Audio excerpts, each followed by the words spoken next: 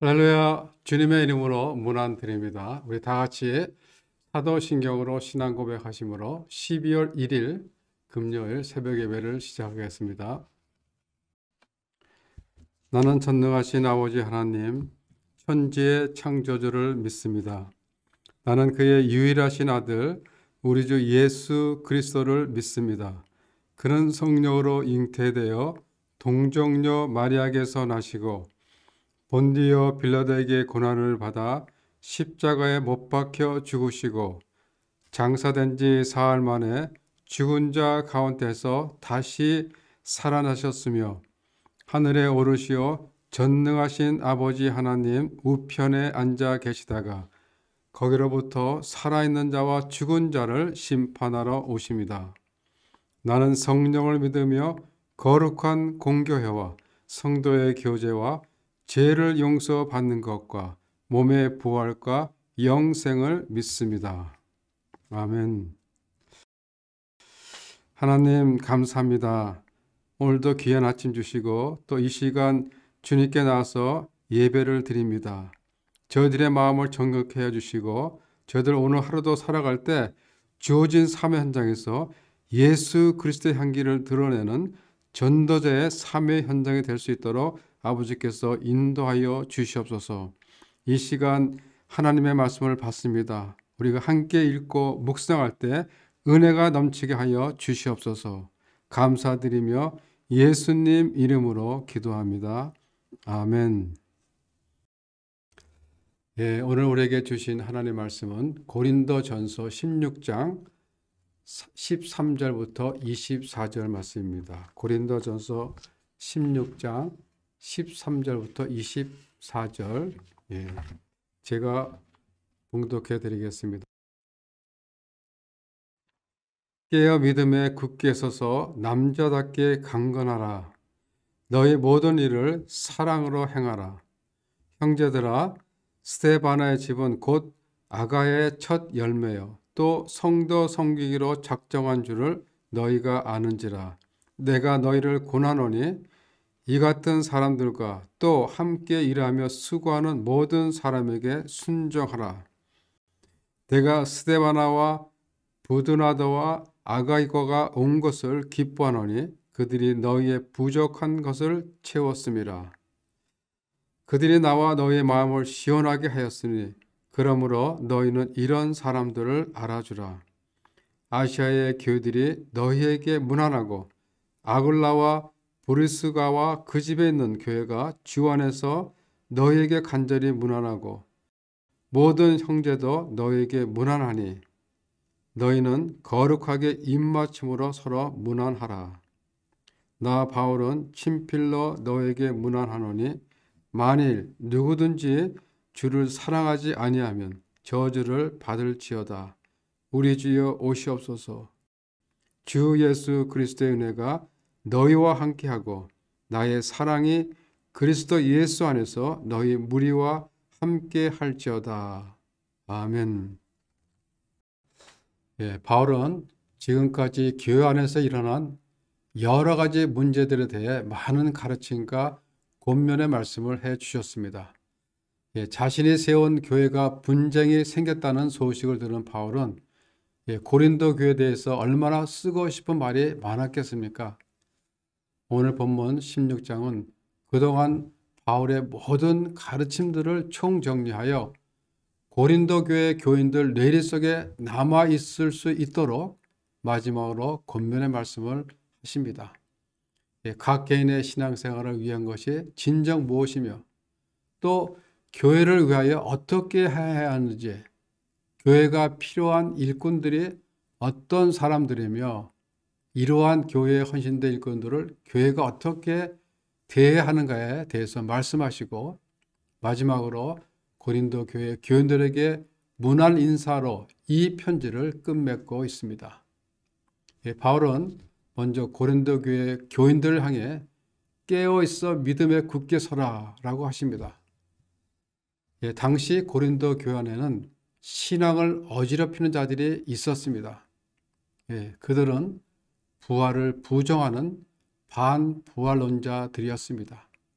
그래서 바울은 그들과의 논쟁을 일단락 지으면서 15장 58절에서 이렇게 말씀하시죠.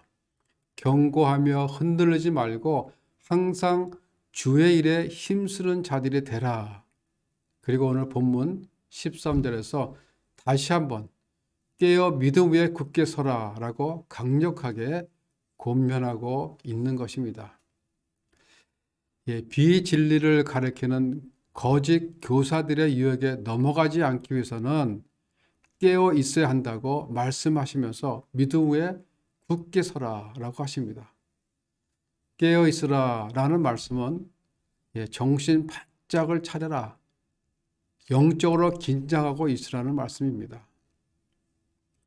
예수 그리스도의 죽으심과 부활에 대한 그런 확실한 믿음을 가지고 어떠한 유혹과 공격에도 굴복하지 말고 하나님이 공급해 주신 지혜와 능력으로 잘 대처해 나갈 수 있도록 깨어 믿음 위에 굳게 서 있으라고 말씀하고 있는 것입니다. 고린도시는 우리가 잘 알고 있듯이 항구 도시입니다. 그래서 세속 문화와 우상 숭배가 극심했습니다. 그리고 사람들의 왕래가 많아서 문화 수준은 높았으나 도덕적으로는 음란과 부패로 타락한 도시였습니다. 그래서 고린도 교회의 교인들 중에는 과거에 윤리적으로 방종하게 살면서 음란하고 비도덕적인 생활을 했던 사람들도 있었습니다. 그리고 고린도 교회는 유대교에서 개종한 유대인 그리스인들과 이방인들로 주로 구성되어 있었습니다. 그리고 다양한 계층의 사람이 많이 있다 보니 갖가지 문제들이 생겨나지 않을 수밖에 없었던 것입니다. 그래서 바울은 고린도 교회의 교인들이 세속물에 물들지 않고 세상적 유혹에 빠지지 않기 위해서는 깨어 믿음 위에 굳게 서 있어야 한다고 말씀하고 계시는 것입니다. 우리가 계속 믿음을 가지고 산다는 것은 쉽지가 않습니다. 한마디로 바울이 말하는 것은 강한 믿음을 가지라는 것이죠. 강한 믿음. 그러면서 바울은 14절에서 이렇게 말씀하십니다. 너희는 모든 일을 사랑으로 행하라. 바울은 고린도전서 13장에서 설명한 그 사랑의 원리를 다시 한번 강조합니다. 믿음은 강하기만 해서 되는 게 아니라는 것입니다. 산을 옮길 만한 믿음이 있을지라도 사랑이 없으면 내가 아무것도 아니라는 것입니다. 온수도 사랑할 수 있는, 누구든지 품을 수 있는 그런 사람이 되어야 한다는 것입니다. 사랑은 모든 문제를 해결할 수 있는 능력이 있다는 것입니다. 실제로 교회 안에는 분포와 분쟁이 있을 만큼 고린도 교회는 하나가 되지 않았던 교회입니다. 교인들은 파벌로 서로 나뉘어져 있었고 성도 간에는 서로가 세상 법정에 고소하는 일까지 벌어진 것입니다. 그리고 하나님께서 주신 많은 은사들은 교회의 덕을 세우기보다는 오히려 분쟁만 일으켰던 것입니다. 왜 교회 안에서 그런 일이 일어났습니까? 그들은 그들의 은사 속에, 그들의 봉사 속에, 그들의 헌신 속에 사랑이 없기 때문입니다. 바울은 지금 고린도 교회 안에서 일어나고 있는 모든 문제들은 사랑의 결핍으로 인해 일어난 것이라고 지금 말하고 있는 것입니다. 하나님께서 우리에게 주신 가장 큰 계명이 무엇이죠? 사랑입니다. 하나님을 사랑하는 것, 그리고 이웃을 사랑하는 것입니다. 지금 고린도 교회 안에서 일어나고 있는 문제들을 살펴보면 이웃 사랑, 즉 내 형제를 사랑하지 않아서 일어나는 것이 대부분입니다. 예를 들면 음행의 문제들, 그리고 서로 고발하며 거짓 증거하며 세상 법정에서 송사하는 문제들, 이런 것들은 내 이웃을 내 몸까지 사랑하라 라고 하신 그 주님의 사랑이 그들 가운데 없었기 때문입니다.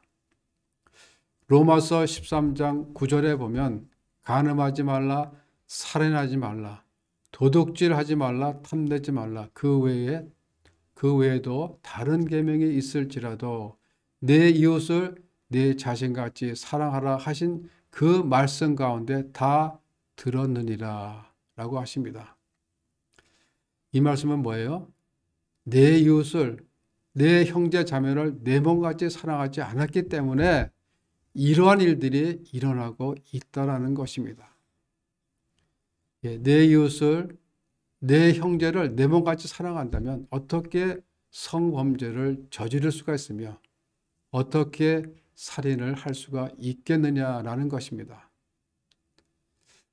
사랑의 본체이신 주님을 만난 바울은, 그리고 주님의 사랑을 체험한 바울은 이렇게 말씀하십니다. 사랑이 없으면 모든 것이 아무것도 아니다 라고 말씀하십니다. 사랑이 전제되지 않는 모든 일들, 사랑이 전제되지 않는 모든 행위는 다른 사람들에게 아무 유익도 주지 못하는 소리나는 꽹과리와 같다라고 말씀하십니다. 로마서 13장 10절에 보면 사랑은 이웃에게 악을 행하지 아니하니, 이 말을 우리가 반대로 생각해 보면 사랑은 이웃에게 유익을 준다는 것입니다. 우리가 신앙생활을 하다 보면 우리는 입으로 사랑을 말하지만 생각해 보면 정말 부족한 것이 사랑이고 잘 실천이 안 되는 것이 사랑인 것 같습니다. 왜 그렇습니까? 다른 사람의 유익을 위하여 기꺼이 나의 것을 내어주지 못하기 때문입니다. 내가 좋아하고 내가 아끼는 것들을 양보하고 내어주지 못하기 때문입니다. 사랑이 없는 은사, 사랑이 없는 섬김은 결국 뭐예요? 교회의 분열만 일으킬 뿐 어떤 유익도 주지 못한다는 것입니다. 이것이 고린도 교회의 모습인 것입니다. 그래서 바울은 모든 일을 사랑으로 행함으로써 모두가 하나가 되는 것이 교회 안에서 뿐만 아니라 가정에서도 사회에서도 최고의 가치를 지니는 일이라는 것을 확신했기 때문에 고린도 교회 교인들에게 모든 일을 사랑으로 행하라 라고 권면하는 것입니다. 믿음의 열매는 사랑으로 나타내야 합니다. 바울은 사랑으로 섬기고 행하는 그런 믿음을 갖기를 권면하고 있는 것입니다. 깨어 믿음 위에 서서 모든 일을 사랑으로 행하라. 강한 믿음을 가지고 모든 일을 사랑으로 행한다면 해결되지 않는 일이 없다는 것입니다. 이 복음의 능력은 그 말씀으로 살아내는 증인이 있을 때 나타나는 것입니다. 그래서 바울은 고린도 교회의 증인을 소개하고 있습니다. 그 첫 번째 증인이 스데바나입니다. 15절에 보면 스데바나의 집은 곧 아가야의 첫 열매요 또 성도 섬기기로 작정한 줄을 너희가 아는지라. 바울은 스데바나를 소개하면서 아가야에서 맺은 첫 열매라고 소개합니다. 이 말은 단순히 복음을 듣고 예수를 믿었다는 뜻이 아니라 실제로 복음으로 살아내는 증인이다 라는 뜻입니다. 그래서 스데바나의 집을 성도들을 섬기는 일에 작정한 가정입니다 라고 소개한 것입니다. 성도들을 위하여 온몸을 바친 가정이다 라는 것입니다. 스데바나라는 사람은 바울이 아가야 지역인 아덴과 고린도에서 전도했을 때 그 지역에서 처음 주님을 영접했던 사람입니다. 바울은 아가야의 첫 열매인 그 스데바나와 그 집에 있는 모든 사람들에게 세례를 베풀어 주었습니다. 그들은 예수를 영접하자마자 정말 뜨거운 열정을 가지고 복음 사역에 헌신했던 것입니다. 이것은 누가 시켜서 할 수 없이 하는 것이 아닙니다. 또 직분 때문에 체면사 하는 것도 아닙니다. 스스로가 섬기기로 마음속으로 작정한 것입니다.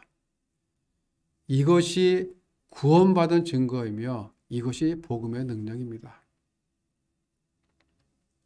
작정했다라는 것은 내가 한번 이렇게 작정하고 끝이 나는 것이 아니라 내 남은 생애까지 계속해서 끝까지 헌신하겠다는 것을 말하고 있습니다.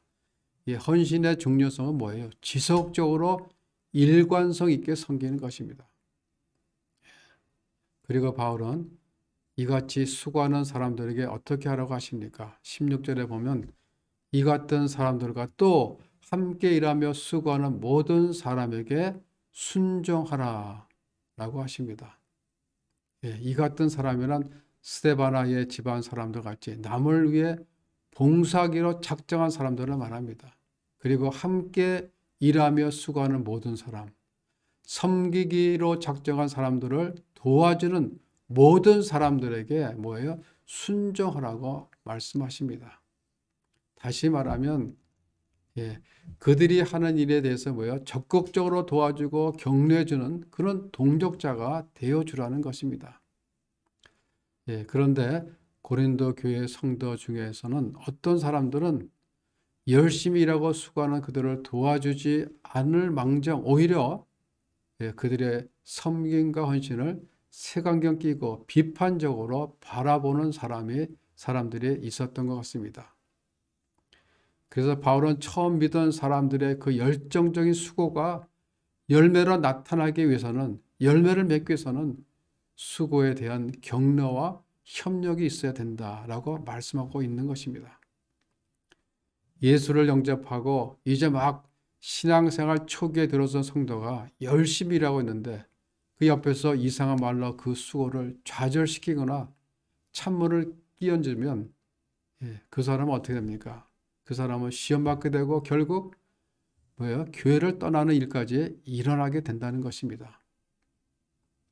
바울은 그런 사람들, 즉 예수를 영접하고 뜨거운 마음으로 열심히 봉사하기로 작정한 사람들의 수고를 격려하고 그들이 하는 일에 따르며 함께 협력해야 한다라고 그렇게 말씀하고 있는 것입니다. 그리고 이들은 섬기기로 작정했을 뿐만 아니라 상대 형편을 알고 부족한 것을 채워주는 그런 사람들이었던 것입니다.